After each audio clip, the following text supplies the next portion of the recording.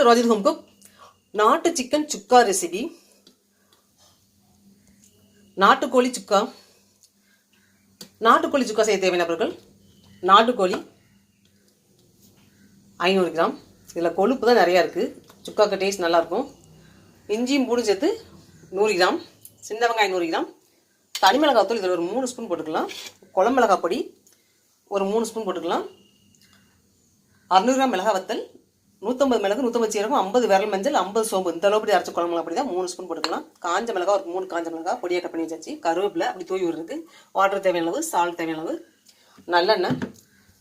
இதில் கொழுப்பு அதிகமாக இருக்கனால எண்ணெய் வந்து 50 கிராம் 50 ml ஊற்றிக்கலாம் போதும். சிக்கன் சுத்தமாக மஞ்சள் தூள் போட்டு கழுவி வச்சாச்சு. ராஜித் ஹோம் குக் இந்த லிங்கை கிளிக் பண்ணி லைக் பண்ணுங்கள், சப்ஸ்கிரைப் பண்ணுங்கள். இஞ்சி பூண்டு மட்டும் இதில் குறகரப்பா வச்ச போதும். இதில் தேங்காய்லாம் சேர்க்கறது கிடையாது. ஃபஸ்ட்டு நாட்டுக்கோழியை வேக வச்சுக்கலாம் குக்கரில்.